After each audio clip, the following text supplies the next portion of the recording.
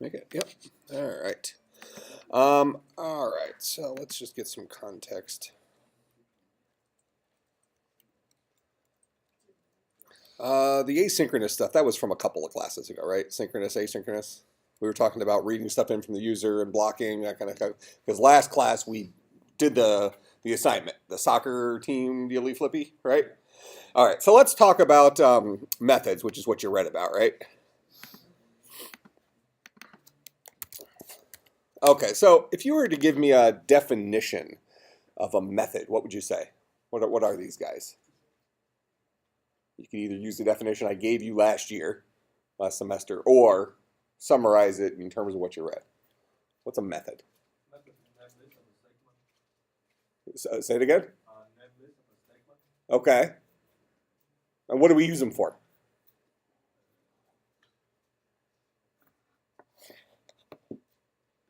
Go ahead. Things we're going to have to do more than once. Okay, so things that we have to do more than one time.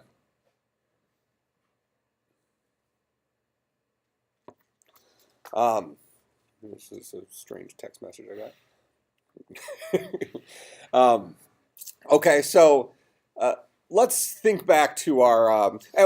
Let's give some clarity there. So up to this point, when we use the phrase "things that we need to do more than once," that usually led us down the path of a loop, right? It's like, oh, I have to take this chunk of code. We got to do this multiple times. So let's wrap it inside of a loop, right? So how would a method, the use of a method, if we're looking for, we went to Home Depot, we got some loops, we bought some methods. How would we differentiate the use cases of a method versus a loop? So if a loop is, hey, I have this chunk of code that I want to repeat in this place more than once, how does a method differentiate from that? Go ahead. Method is give a parameter to give it information on that. Okay, so one differentiating factor is methods can take inputs. Okay, and that kind of leads us towards the answer I'm fishing for. So what else? When is it appropriate to write something in a method as opposed to just wrapping it in a loop? And it's related to this idea that methods can take various inputs and change their logic potentially based on the inputs. If you passed the method and said do something 10 times, as opposed to do something 5 times, the method would do something different. If you had a method that printed something to the screen and you passed it a different parameter to print, the method, even though you wrote it once, would do something different multiple times as you called it. So when would it be appropriate to put something inside of a method to call multiple times as opposed to taking some code and throwing it inside of a loop? It's kind of like reusing the same logic as opposed to repeating the same. Yeah, so it comes down to the logic aspect of it. So a loop is appropriate if we come to a portion of our program and we have these 6 lines of code that we need to spin through and do multiple times right there, okay? But what if we have this logic? Whether it's repeatable logic, like you throw it in a loop, or it's just, these 5 lines of code, whether they're in a loop or not, just we have these 5 lines of code and we're going to use them here, we're going to use them over here, we're going to use them back over here. We're using them in multiple places of our program. So rather than write those same 5 lines of code multiple times, or in a worst case, maybe it's 200 lines of code or something like that, rather than write them multiple times, we're going to write it once inside of this reusable method, and we'll call the method here. We'll call the method here. We'll call the method here. That makes sense? So it's an additional tool that we have available to us.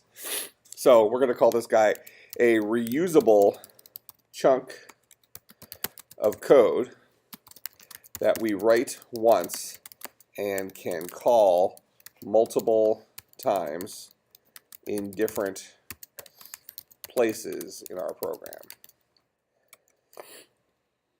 And then let's throw some additional information in there. Can optionally take parameters, and in parentheses, let's just call these inputs, that modify, let's see, the logic when the method is called. Okay? So does that make sense? Kind of what a method is and what a method's for. Generic syntax for a method is Let's just do it on another slide.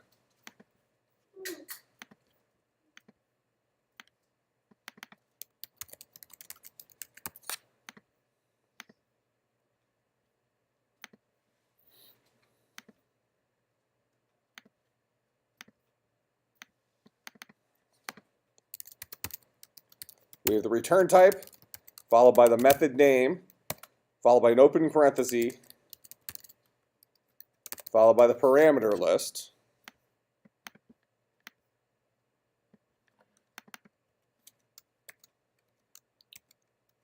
followed by an opening and closing curly brace, and then our logic would go in here. Okay, so this parameter list, let's give some definition to those guys.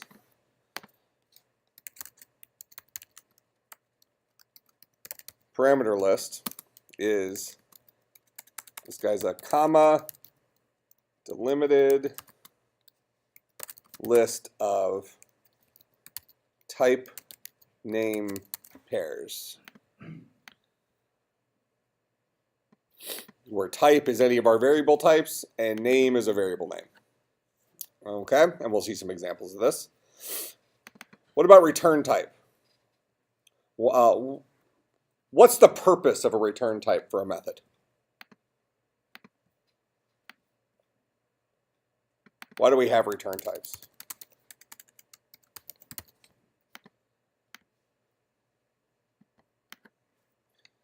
Go ahead. So you can give back you can give back the ints, or it specifically tell you what you're going to get out of that method. You could spit an answer out. Yep.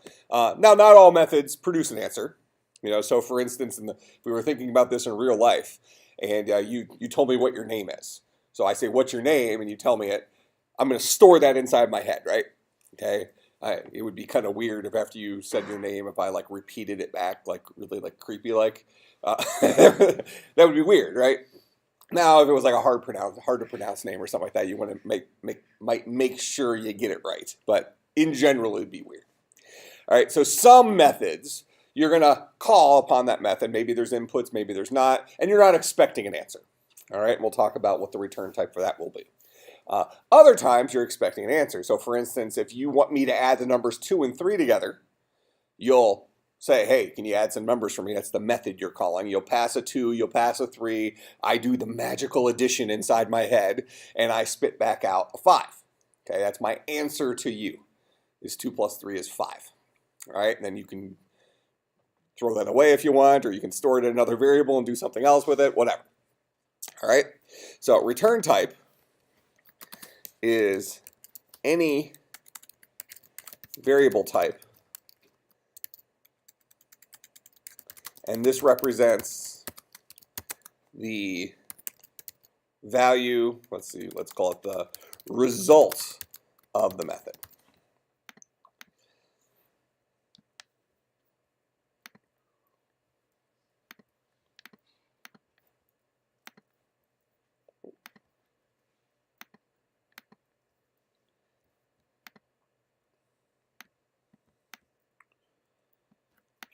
Okay, so that would be our return type.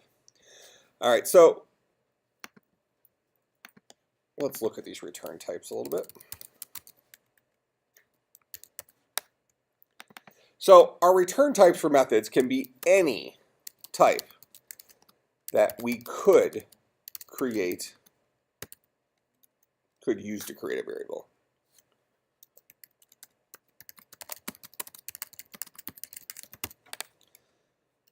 It could also be void. Okay, that's our alternative. Every single method must have a return type. But if we do not intend to return a value from a method, we would advertise that method as being a void method, a method that does not return a value.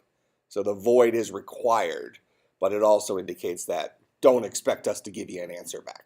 Okay? So when I ask you for your name and you give me the name, that would be a void method because I'm not going to be spitting anything back out. I'm going to be internally remembering your name somehow. Okay? Similarly, parameter lists These are comma delimited, must have 0 or more parameters. And where that translates out in is this. Every single method must have a parameter list. That means it must have the opening parenthesis and the corresponding closing parenthesis at the top. There does not have to be any inputs, okay? But you still have to have that list even if your number of inputs is 0. Make sense? All right. If you have an input would be in the form of type followed by, let's call this var name. So, for example, you could have a parameter list of int a. You could have a parameter list of int a, comma, int b. And I'm just using a and b as random variable names. You can replace those with whatever you want. We can have int a char c. They don't have to be the same type, and so on and so forth. Okay, so you can have 50 inputs if that would make sense. I don't know if I've seen a legitimate use of a function that took 50 inputs, but it's certainly possible. I guess you could have, like, if you're doing some scientific something, or something that takes a whole lot of variables to solve a problem. So, for instance, let's say that you're simulating I don't know, a rocket launch or something like that. And I can only assume there's more than like a couple of little intricacies that could happen during a rocket launch. There might be 50 different things you got to keep track of. So you would feed it different parameters based on the scenario that you want to simulate. So maybe that would be a monster method or something like that. All right, so do we understand the idea of a parameter list? Okay, and these are our inputs. This is the information we send to a method in order for the method to operate off of. All right, so if you want me to remember your name, you have to first provide me with your name. If you want me to add two numbers together, you have to provide me with two numbers for me to add together, and then I'll spit the result back out. So the return type would be an integer. Let's say I'm doing integer math, because that's the number, the sum of those guys I'm spitting back out. But the input, the parameters to me, are going to be the two integers that you want me to add. Make sense? Okay, so let's go back into our soccer application that we wrote last class. And what we're looking for is, where could we improve upon this? What aspects of this soccer team dealie could be pulled into methods that would make life easier? Okay, and this is going to get maybe a little bit weird, because a definition we gave a few minutes ago related to methods is this idea that if we need to write something that's going to be used in multiple places in our program, a method then makes sense. Okay, now, right now we're writing small enough applications that there really isn't a such thing as multiple places, right? There could be. I mean, you could do something on this line and something on this line here, but we don't really have multiple geographic locations in our programs yet. But as we're looking through this solution, and we talked about this last time, for most of you, this homework assignment should have been pretty challenging. Not so much that any individual piece of it was overly difficult. It was that practice of conceptualizing that, okay, I have a program that needs to do 4 or 5 different things, that becomes an overwhelming stuff for a beginning programmer, right? So until you train your mind to slow things down and say, okay, I'm going to do this piece, I'm going to do this piece. And think about how we solved this last class. We first read something in from the user, just made sure that one little piece worked. I can retrieve information from the user. Then we made one of our abilities work. I don't remember which one we did first. Maybe add a player or something like that. But we did one of those features. Then we did another one. So we approached it one little step at a time, and we tested each step as we went along, as opposed to sitting there for 2 hours, throwing a whole bunch of code onto the screen, and then finally compiling and see what's wrong. And then you're going to spend a while fixing it. All right? So just like in real life, if you were putting together a model of a car or something like that, you kind of, after you put a little glue on something and stick it there, you kind of wait till that part's good before you just start randomly doing other stuff, right? Same thing should probably happen with your programs. All right, so as we kind of look through this, does anything catch your eye as something that we can probably suck into a method. What would you, well, actually, let me ask you a different question. What would you say is the current weakness of this program without even looking at logic, just at a glance?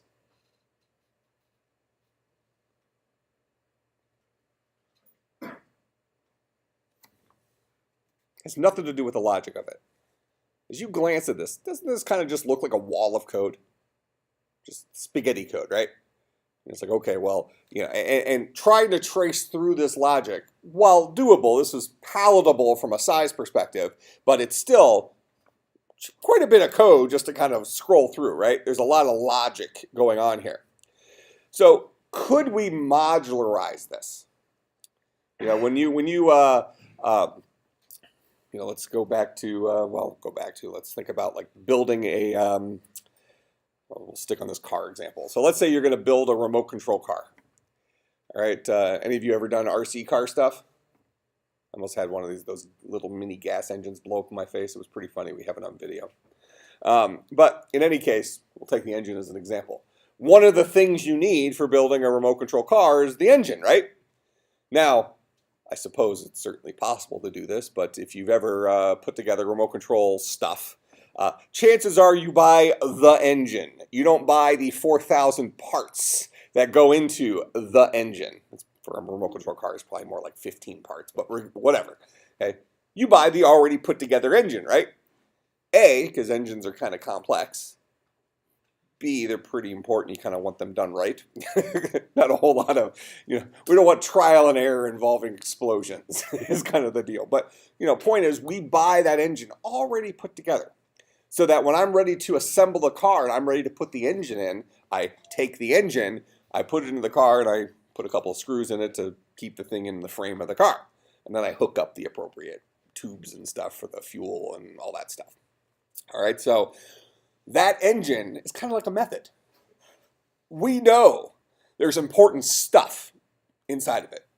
But what I'm looking for is the ability of that engine. It makes stuff go, right? Now, I might be interested in the inner workings of it when I have an explosion here. It pushes this piston down, and this happens, you know, it turns into power down here, then it pops back up, and all this other stuff. That might be of interest to me, and I might even wish that I could have built it myself. But it's a lot of work. It's a difficult thing that translates into expensive stuff. You know, I'm a mediumly avid fisherman, and so I have a boat. And when you shop for boats, you basically are shopping for an engine, and the engine comes with the boat. The price of an engine versus the price of a boat with an engine is really negligible. The engine's a very important and expensive part of the boat. All right, so we might decide to take pieces of our application and suck it into a method.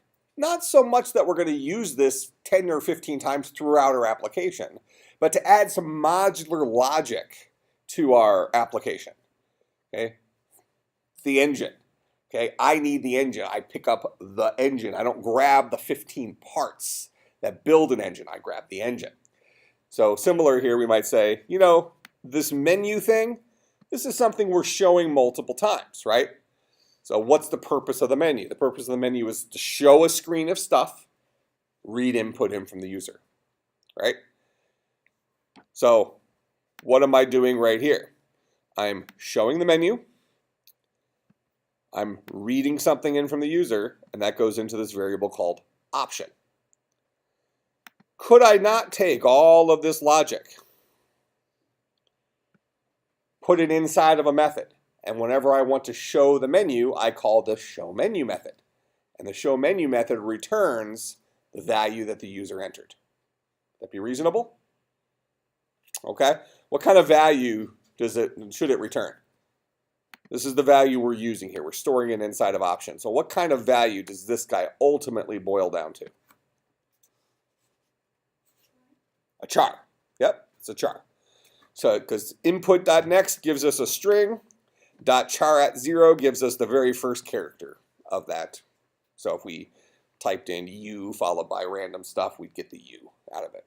All right, so let's go ahead and let's take this stuff and let's pull it into a method.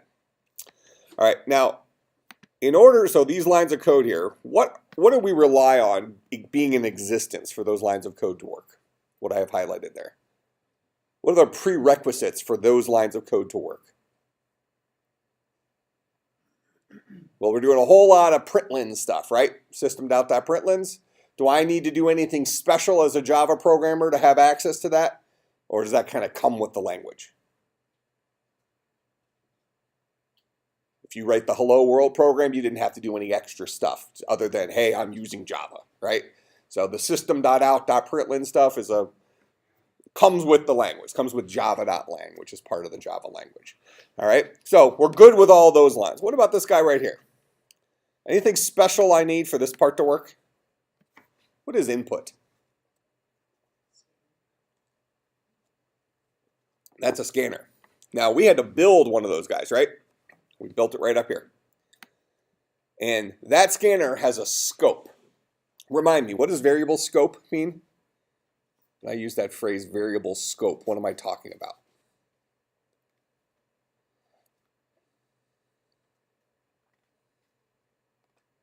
There should be far fewer blank stares in this. Every different part in class is a scope. I mean, just scope. Okay, and what does that mean? So effectively you're saying our class or our program is subdivided into some pieces, right? Yeah. Based on kind of what I've advertised, usually curly braces, right? Curly braces designate some of our scopes. That's not 100% truth, but for the most part. Okay, so we're dividing into the scopes. So what does each of these scopes mean? What do we, if I have something in this scope versus this scope, what does that mean to me in terms of problem solving?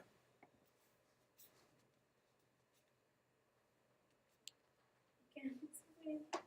It's like every scope works separate. Yep. Have different result. Like Well, I mean, so you're getting onto the right thing here. So things that are in this scope up here live and die with this scope. We don't have access to them down here, right?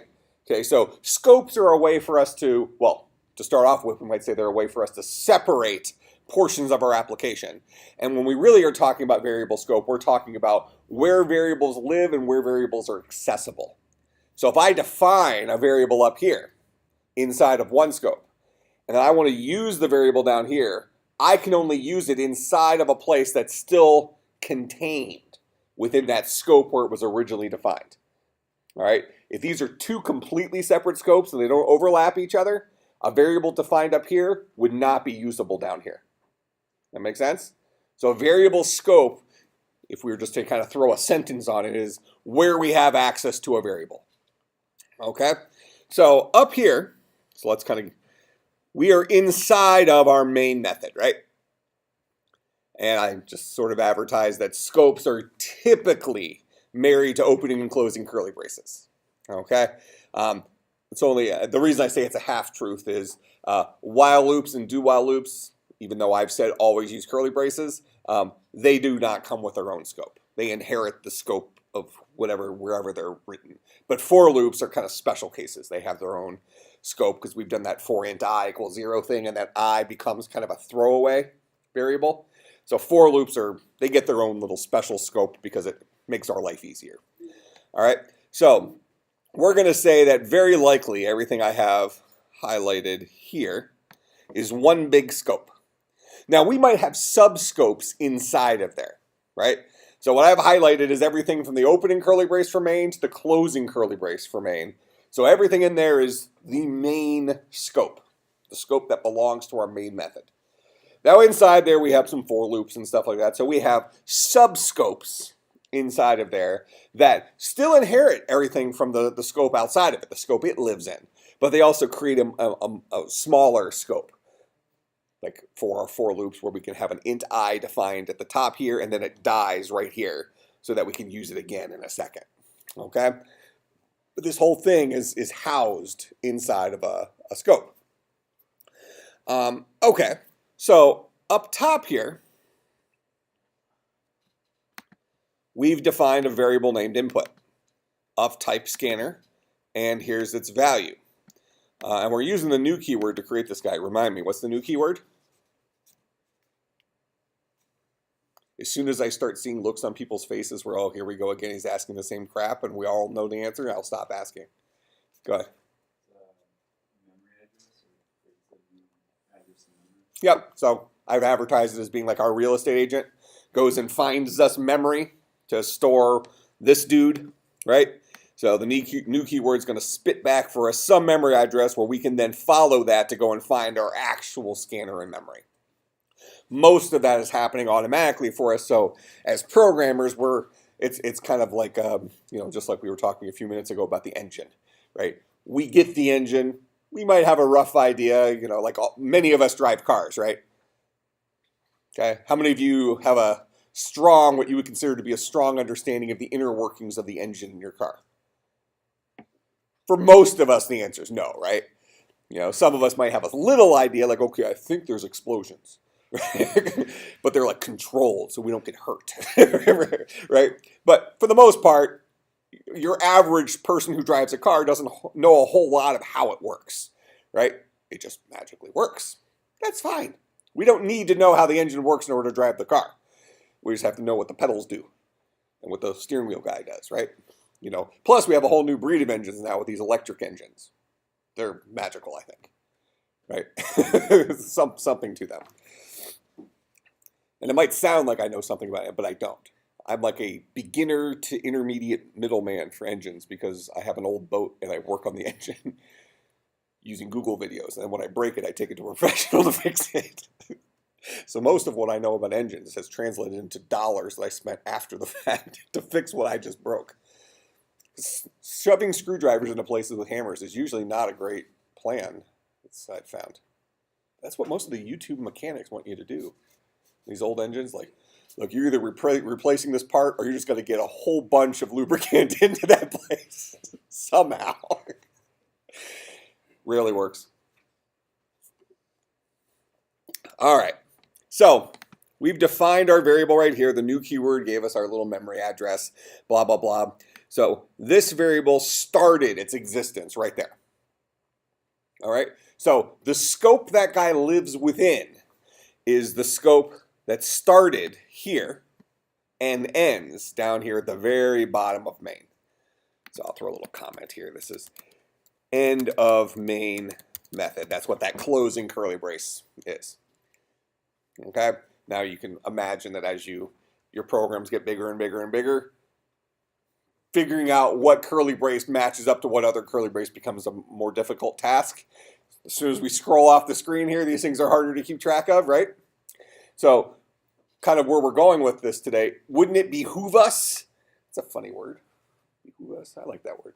Wouldn't it behoove us to have this amount of code shrink down to this amount of code, even if we had the same logic in there? Because maybe we take some of these pieces and turn them into methods that we can call out, so our logic is much more visually compact. All right, so the scope of this variable lives inside of our main scope, but it begins right here, which means that we could not use it in these 3 lines. Didn't exist yet.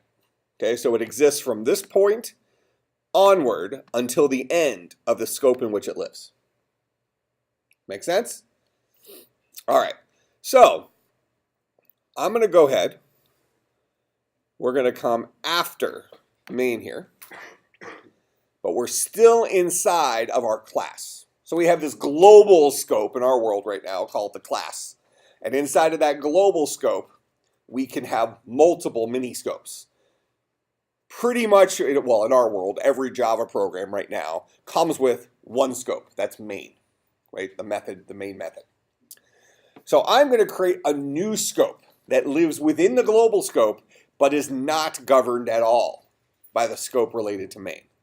Okay, so I'm going to have a method called, it's going to return a char. We'll just go ahead and write it correctly to begin with, because you've advertised to me that the menu, the show menu method, can show some crap on the screen, and one way or another, it has to spit out the char that the user picked, right? That's its job. That motor, its job is to take to do whatever and spit out power. Okay?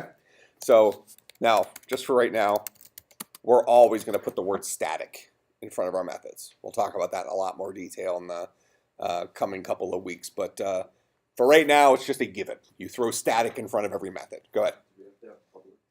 You do not. But it's not going to hurt anything. We'll also talk about that probably within a month.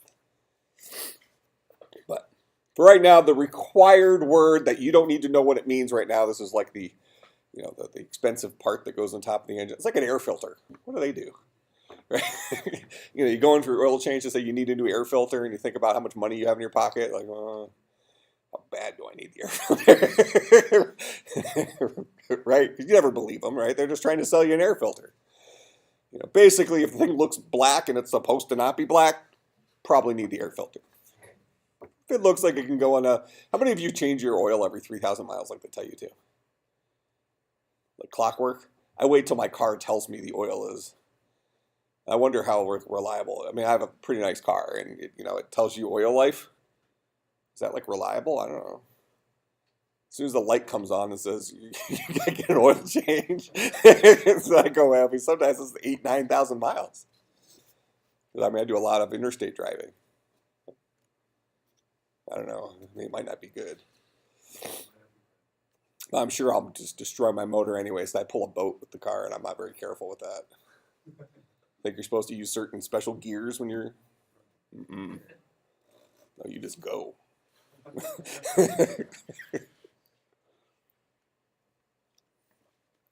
It's still under warranty for at least another 2 years, I think. So I'll break that stuff in that 2 years, and that's how I'll learn my lesson, right? All right. So so for right now, a rule for us is we start every single one of our methods with the keyword static. And for right now, that's for no good reason other than I said so. Okay? We won't always have static out front, but sometimes we will. Okay, so we're going to say static. The return type is going to be char, because that's what we're going to intend to return is the character that the user selected as a result of our menu, right?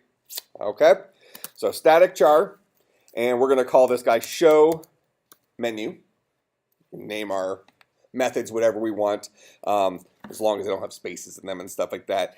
Typical naming convention for not just Java programmers, but most programmers, is you start your function or your method names with a lowercase letter, and then you kind of spell out a word, so you throw uppercase letters in there. So show menu, lowercase s, capital M. Now, in this case, we're going to take in no parameters right now, but we're going to debate this here in a second. Okay? So this guy will take in no parameters, because as far as we know right now, it doesn't need anything to work. All right, so there's our show menu function. Now, right now, this guy's going to be yelling at me, see the little red underline saying this method must return a value because I've advertised it's going to return a value, yet I have not actually spit a value back out here yet. And I'm going to say, hold your horses, I haven't finished writing it yet. I'm getting there, okay? So that's what that error message will be for right now. Now, we know that this is the stuff we want to happen when we show a menu, right? We want to accomplish that logic.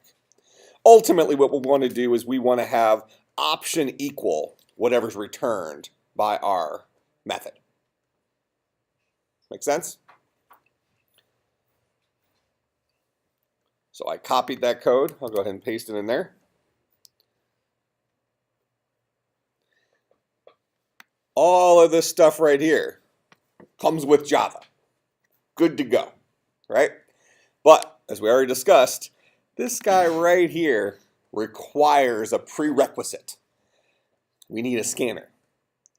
So, we have a couple of options here in our world of what we understand, okay? We can either define our scanner up top here. So I can come up here, I'll just steal this line real quick.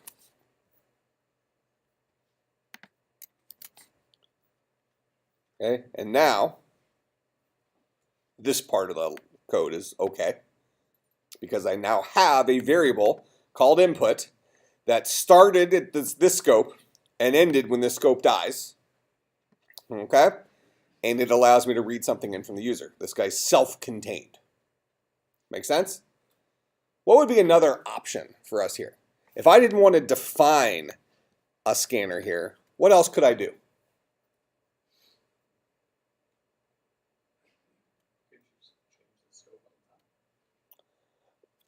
Not what I was looking for, but true. Yep, true. We could do this. Okay, so right now, let's draw up. Let me just draw a picture so we can conceptualize this whole thing. This is a really important concept. Right now we have our global scope.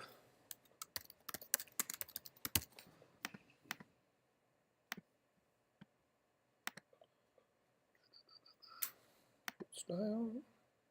Oh no, it is text. It's there, there.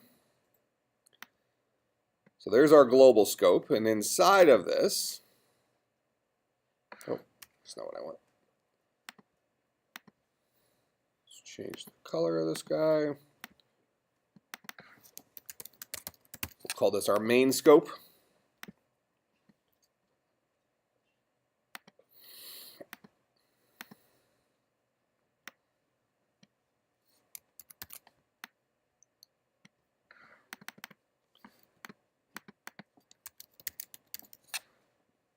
And then we have our show menu scope. Okay, so this is what our program currently looks like from a scope perspective. These two scopes have nothing to do with each other. Okay? They live in the same vicinity, but they don't impact each other in any way. Our global scope, though, would impact these guys. So right now, inside of our main scope, among other things, we have a variable called scanner input, blah, blah, blah. You know, there's this definition. So and it's got two N's in scanner. So we have a variable up here of type scanner named input, but we need access to that in here. We are not granted access to that in this scope from it being defined in this scope. So as he pointed out, well, what if we moved that guy from that scope to this scope?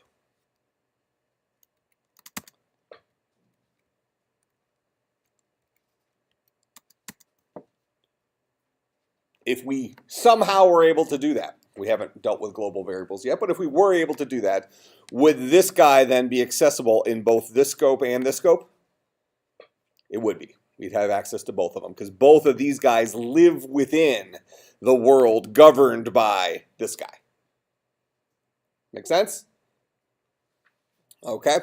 Now, we certainly could do that, and I'll even show you real quick how you could do that. But we're not going to do that yet. But just for the sake of argument, I'm going to cut that guy from there.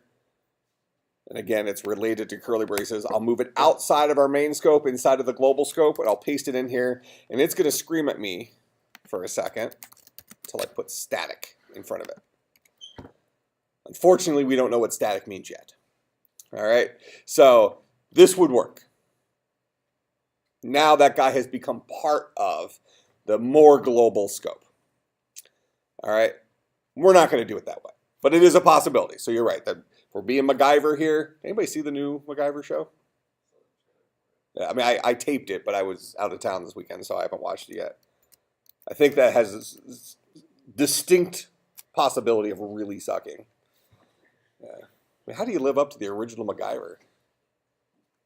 But you can't bring that guy back because he's too old now. Which is bad because I remember when he was too young. I think when he first started MacGyver, he was like almost too young for the role. And now I don't think he could survive like the taping. Oh, did you hear Arnold Palmer died? I did. Even if you're not a golf fan, you've heard of Arnold Palmer. You've heard of the drink, right? Well, he was old, but it's sad. I think if you don't watch golf, this last year, they called them the big three: Jack Nicklaus, Arnold Palmer, and Gary Player. They're like three legendary old golfers. They always hit the first tee shot at the Masters tournament. And this year was the first year in a long time that Arnold Palmer didn't hit it. He was out there in a lawn chair sitting. It was kind of sad. So probably knew something was up. But, you know, I guess he was still working up to the last week. So you're going to go out like that, right? All right. So we're not going to move outside of our microscopes right now because we don't have microscopes. Get it? So we don't know how to do that yet, but although you pulled the MacGyver trick and that would work. Okay, if you knew how to do that, you're like, hey, let's play the scope game. You need to use it in both of these scopes. Cool. So let's move it to the more global scope. We have access to it. Absolutely true. Now let's we're going to beat you up over that a little bit, but then I'm going to agree with you. All right. So historically, a statement that's often made. I'll just go with this. Is this guy right here. Global variables are bad. All right, so that's, if you look back at some old computer programming book, they're going to say that global variables are bad. So effectively what you did is you said, look, I'm going to need this guy in a couple of places, so let's just throw it up top. I have access to it in all places now. Problem solved. Now, in this particular case, that certainly solved the problem, but the reason we have scopes is to allow us to control not just where we have access to a variable, but also where we don't have access to that variable. And why that might be important is it possible that we might have two separate scopes with two separate variables that have the same name but hold different values? That might be beneficial to us, right? To have two variables that have the same name, they hold the same kind of value, but they physically hold separate values. Maybe maybe we're holding age, and this guy holds the age of one person, this guy holds the age of another person, but they're both called age. We name them, age because that's what we were storing. We were storing somebody's age. Well, we wouldn't want to juggle with one global variable these two values. We kind of want this age to be related to this little world here, and this age to be related to this little world here. All right? So scope gives us more control. The answer isn't always, oh, you need access to it someplace else, put it in a more global scope. That's not always the answer. But to go along, I don't agree with this statement. We're going to learn something in here called the singleton when we talk about design patterns. Relatively soon, probably within the next month, I would think. Global variables are, at the very least, I would say they're sometimes bad. I might even go as far as to say they're often bad. Okay? But they're not always bad. Okay? There are times where a global variable is the right tool. And the singleton design pattern we'll talk about is really the evidence of that. All right? But we do want to be careful. So in this case, we're kind of, as you just said, well, that's just, we need access to it. Let's throw it up there. Okay, it'll work. It will get the job done in a small program like this where we're not dealing with, 500 variables. Who cares? It's fine. Especially given the nature of this variable. I mean, this variable isn't holding kind of a generic value, right? It's a tool. I don't need 30 different ways of reading crap in from the user. So I went to Home Depot, I bought this one tool. This is the tool I use to read crap in from the user. Let's give us access to that everywhere. Makes reasonable sense. So in that particular case, I would say, other than the fact that I'm not going to let you do that yet, it's probably a pretty good idea. All right? In general, but we're going to see that if you look through here, the only place you ever read stuff in from the user is right here. So we actually don't need to have access to it inside of our main scope as soon as we move this code out of our main scope and into a method. Make sense? All right, so we're not going to let you do that. So now we're back to, I remember that from last year. That doesn't work, right? I always wanted, because you can do that in other programming stuff. You can go back to a screen you're on and do the undo thing, and it'll undo it for that screen. But Keynote doesn't work for that. It upsets me. upsets me greatly. There we go. All right, so this is our current situation. We've already said the global scope trick, which would work, isn't allowed. Just for whatever reason, let's throw it out right now. We need access to input down here. So what are our options?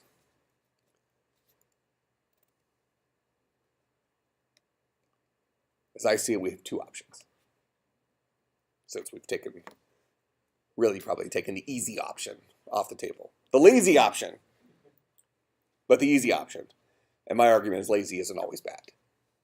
And when we get to the singleton, it's like, it's the best thing ever for certain things. When we get into Android, that'll make sense.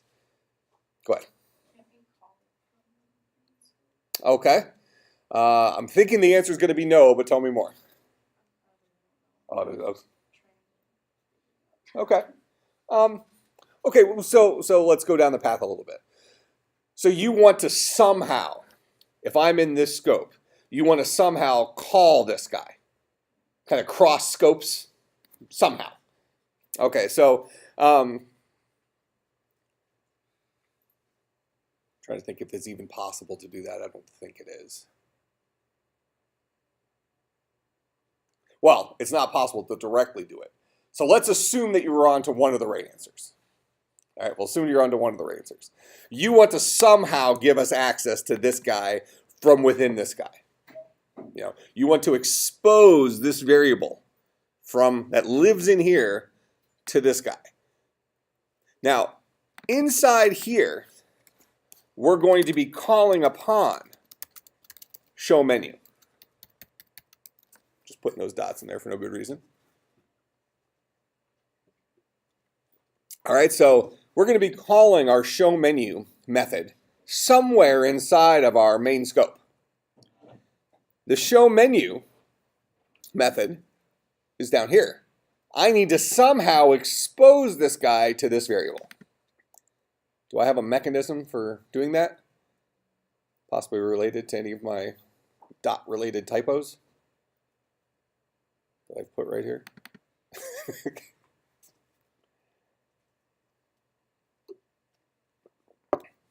What is this guy? What's that opening and closing parenthesis here associated with a method? Go ahead. Parameters. What do we use parameters for? What's the purpose of them? Giving input to a method, right? So could this scope, we're calling this method from this scope, could we pass in input? We pass that parameter in, receive that parameter here, and then be able to use it? Yeah, that would allow us to expose it to that. So I can come in here, and I can say, okay, well, this guy is going to expect a scanner as a scanner as a parameter. You can name it whatever you want. I'm going to name it input because that's what I've already been using it as down here. All right, so we'll call it input, but understand that this scanner input is different than this scanner input. They are two separate variables, but they will happen to point to the same place because I'm passing in the memory address. Doesn't even matter to us, though, that it points to the same place. All we care about is that we have a scanner available to us down here. And since we're using it by name input, we're going to call it input here. If I name it elephant here, I'd have to change the name to elephant down here. Make sense? Okay.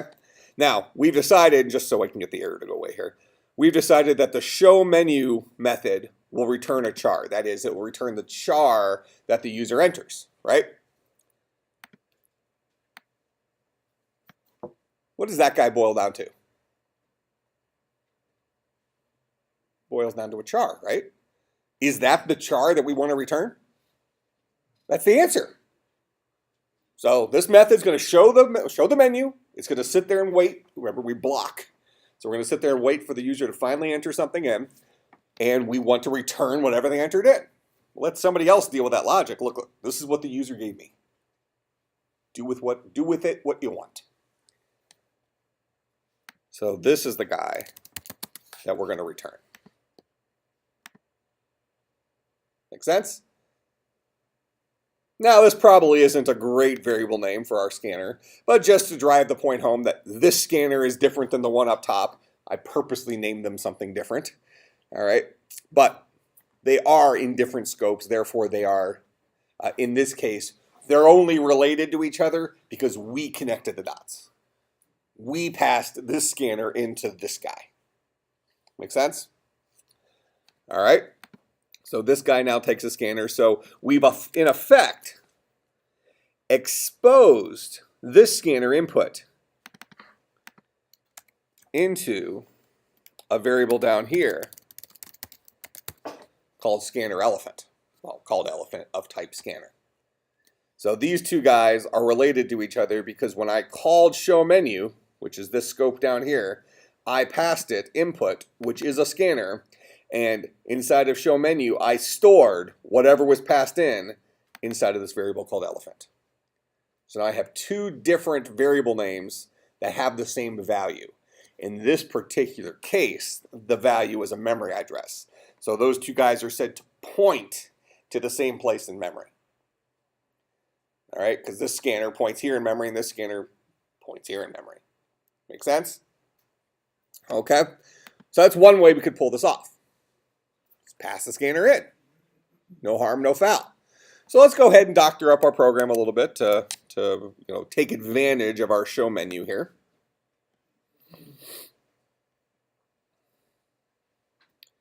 So I'm going to take all this stuff out because we already have the ability to show the menu. And really we want option to equal the result of showing the menu. So I'm going to just type in show menu here. But show menu requires a scanner in order to work. If I leave that out, notice it's screaming at me. If I highlight over it, says the method shows menu in type driver is not applicable to no arguments. It requires a scanner. So I have to give it a scanner. I happen to have a scanner available to me. It's called input. Now it's okay with it. All right, this works as it's written. But I'm going to advocate never writing it like this. And it has to do with how I'm going to teach you about that static keyword. But it also has to do with limiting typos. Because this guy has static in front of it down here, because I put static in front of our method, this method is said to be owned by the class. It's a class method. We call class methods using the name of the class in which the method was defined. So this method show menu was defined inside of a class called driver. So we would call it using driver. So I'll say driver dot, and notice that show menu automatically becomes an option there. So I can press enter on that, and it's asking me for a scanner, and I happen to already have a scanner called input. So it limits your typos by kind of giving you the fill in the blank stuff. All right, so this is accomplishing the same thing because I'm allowed to omit driver dot here because I'm calling it from what's called a static context. And that's a fancy way of saying, hey, I'm already in a static method. So when I just call a function, it's presumed to have the name of this class in front of it. But I like to go ahead and throw it in front of it anyways for multiple reasons. I think also for clarity. Where am I at here? So there's our call to our method. Make sense? So we just took that much code and we made it into one line by hiding the logic, modularizing. So this is modular programming. So we modularized the show menu logic inside of its own little method down here called show menu. And Eclipse has a nice little minimize tool where I can come right here and minimize that and makes our code even shorter. And if I want to see what the logic in there, I can just highlight over this and expand it back out. Make sense? Makes life a little bit easier, well, a little bit shorter at least in this case. All right, so that's one way we can get that variable into show menu. What's another way? Back out to our scope here. How else could I make a scanner available to show menu?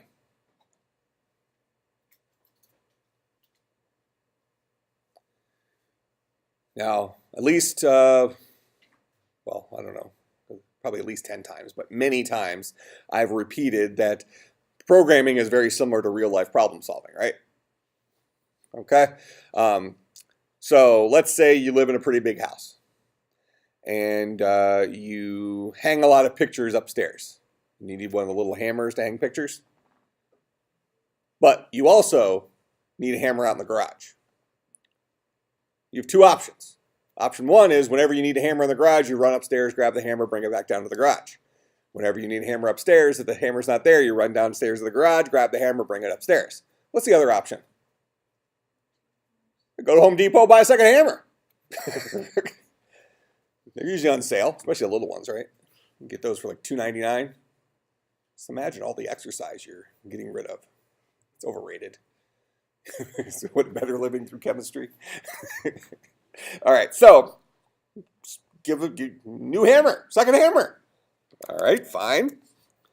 So we can come in here and say, why should I waste my time passing this guy a scanner? Why should I run into the garage to grab the hammer? When I can just come down here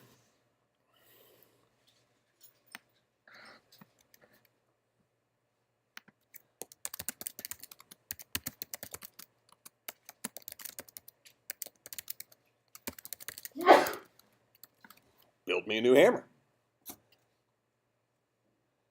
Isn't this how we build a scanner? Sure. Now I have access to a scanner in here. Problem solved. This is actually a little bit worse, though. This means that every single time you need a hammer in the garage, you run over to Home Depot and buy a hammer, right? So I'm not like finding the same hammer. I'm building a new hammer. It's just like single use. Why don't they have that? They have disposable razors. Why don't they have disposable hammers? I mean, they have that Dollar Shave Club thing, right? Why don't they have a Dollar Hammer Club?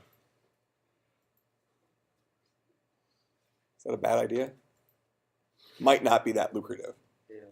But I bet you might make it onto one of those late night shows if we do enough marketing behind it. Like, as a joke. Yeah.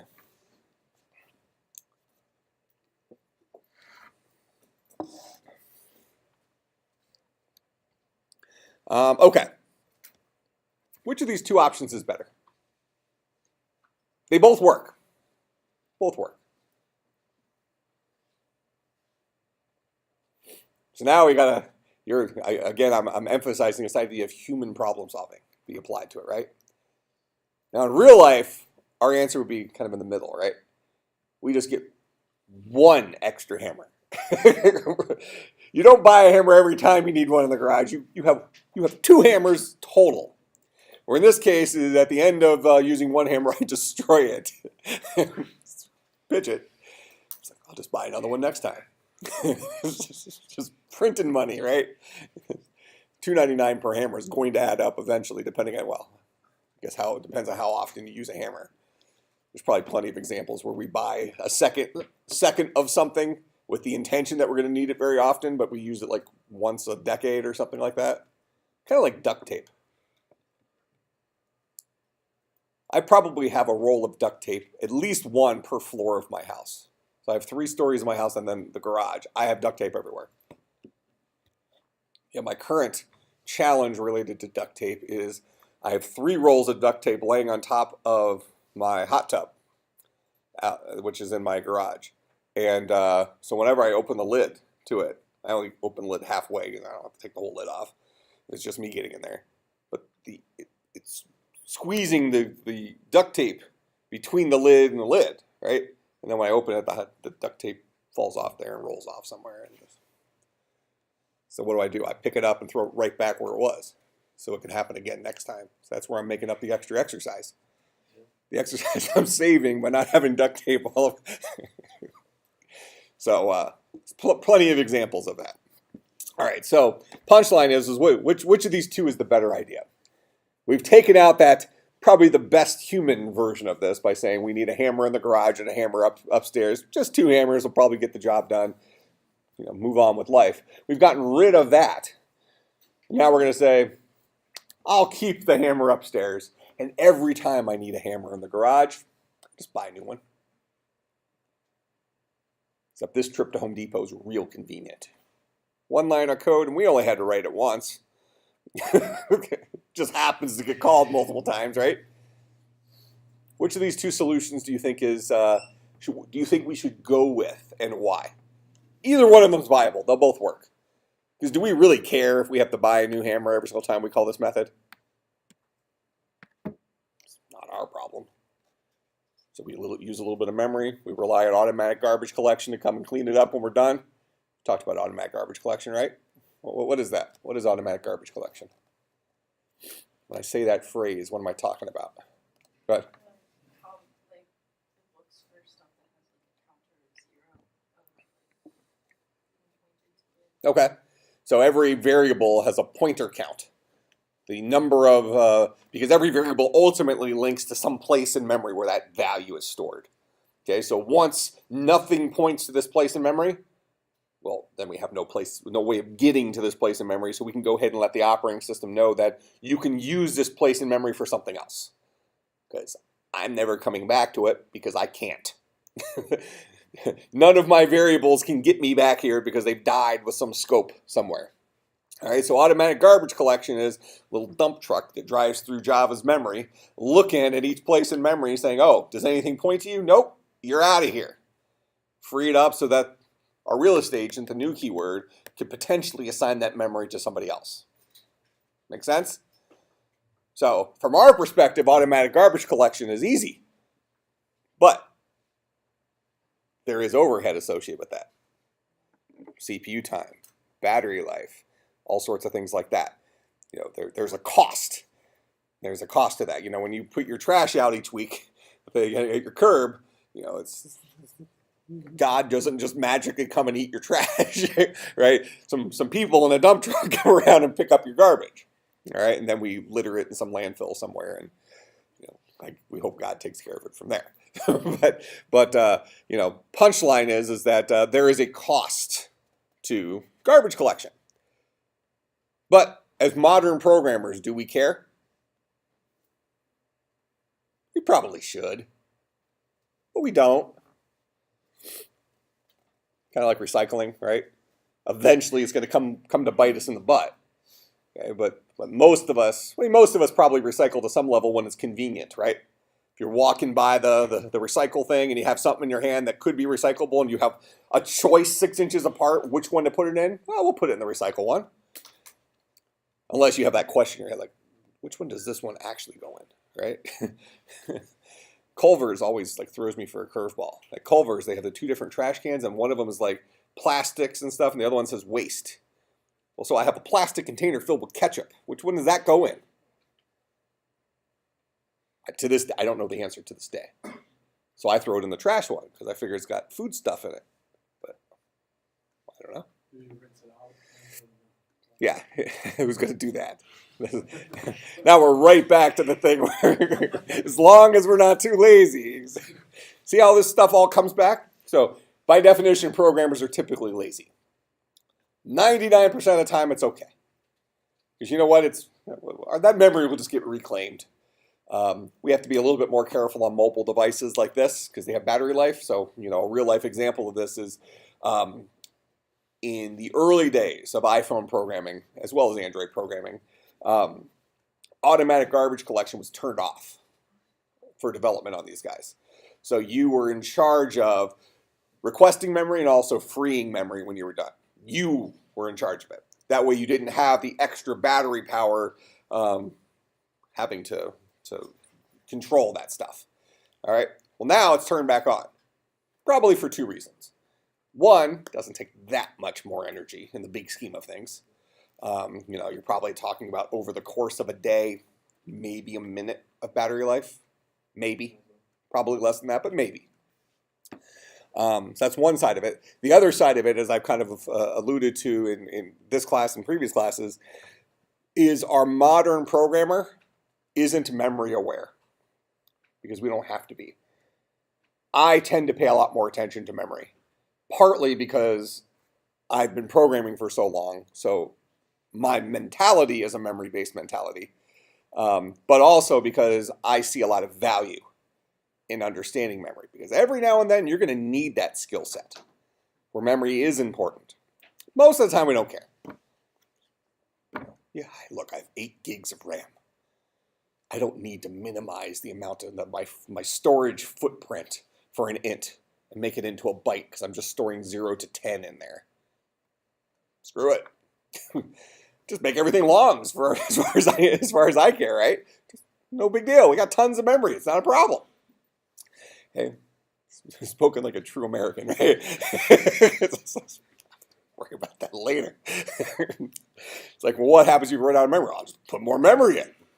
It's like you hope that as we become, more and more complacent, that our memory footprint just keeps outpacing that.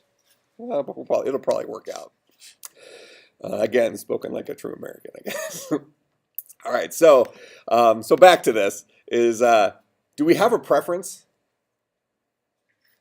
What's the pros and cons of each of these two approaches, minus the obvious expenditure of memory? Because, rebuilding this guy every single time and then relying on automatic garbage collection to clean it up, that's a little bit lazy. But taking that off the table as a pro or con, depending on which side of laziness you're on, what are the pros and cons of each of these approaches? Either passing our scanner into this function versus, when keep in mind, we don't actually need our scanner inside of main anymore. The only place we ever needed a scanner was when we were asking for them to enter a menu option in, right? So we might start off by saying defining a scanner here inside of main no longer really makes sense, other than being a good steward of memory and saying, well, if I create it inside of my function, I'm creating it every single time I call that function. If I create it here and pass it to my function whenever I call that function, it's only a little bit of extra work on me, and that hammer, that scanner, only exists one time. What are the pros and cons of these two approaches as you see it, as you foresee it as a programmer?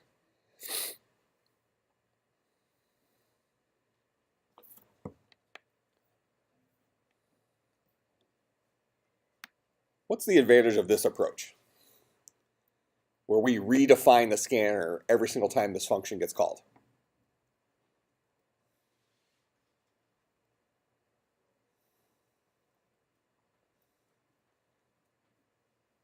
And don't necessarily search for some sort of technical answer. It comes right back to human problem solving.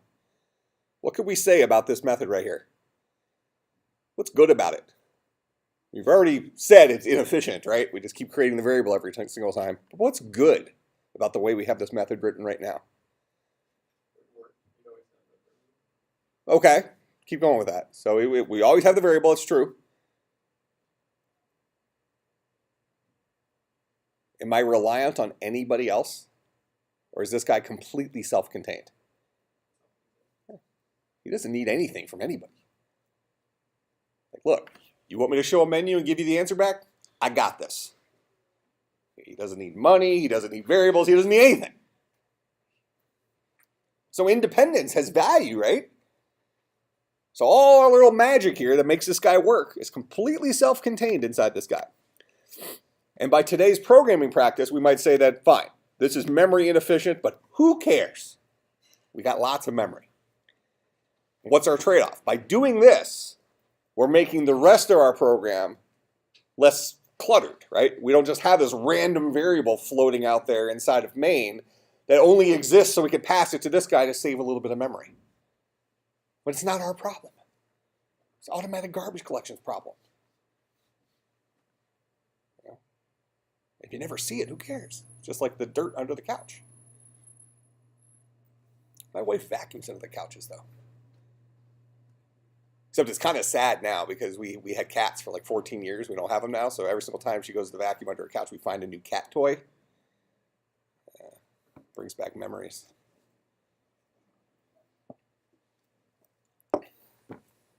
Self-contained seems to be a good thing, right? Yeah, seems to be a pretty good thing. as opposed to the approach up here where we just have this random variable sitting out here that we only happen to use. Its existence only is important when we go and call that menu. Make sense?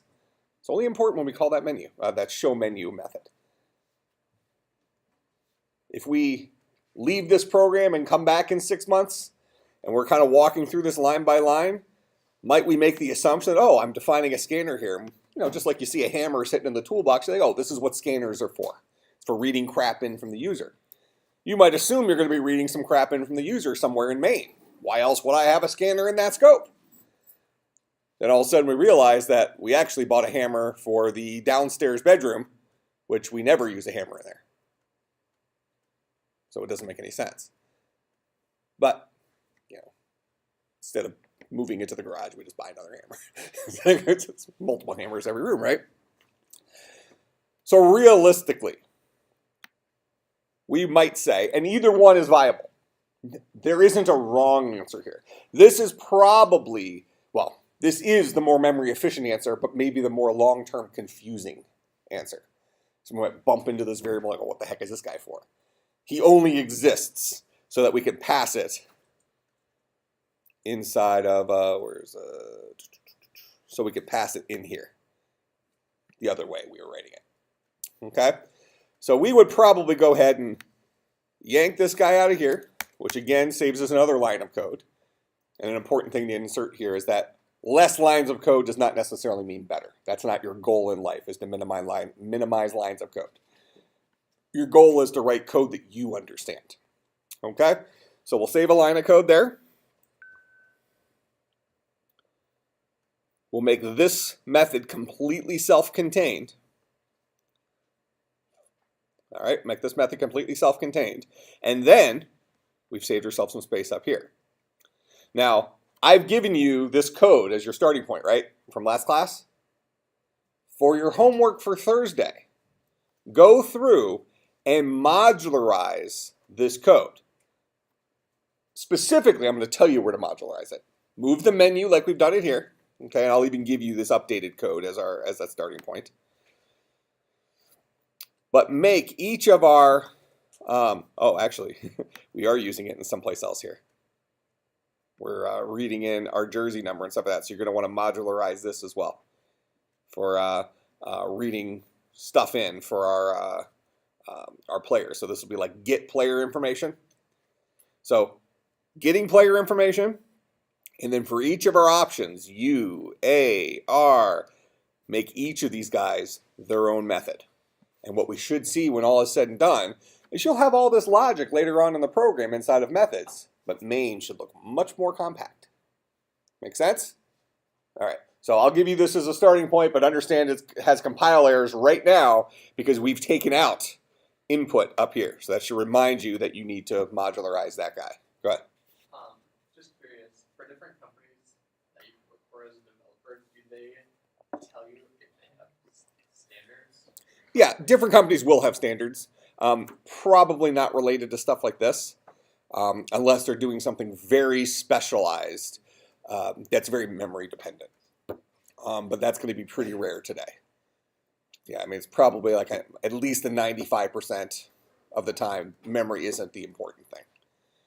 Where it becomes important is maybe like video games, stuff like that, where you're trying to get as much awesomeness onto the screen as possible, and at that point, bandwidth becomes an issue. Like, yeah, we have a lot, but we also have a lot to do. Make sense? But yeah, most companies will have some sort of standards for... All right, so I'll post this up on Slack, this current code. So for next class, you're submitting this code modularized. Make sense? And you'll know you're good when you see a much smaller main. And you can almost read through main like it's a book. All right, I will see everybody on Thursday. And I apparently owe you 2 minutes, but don't hold your breath on that. All right, take care.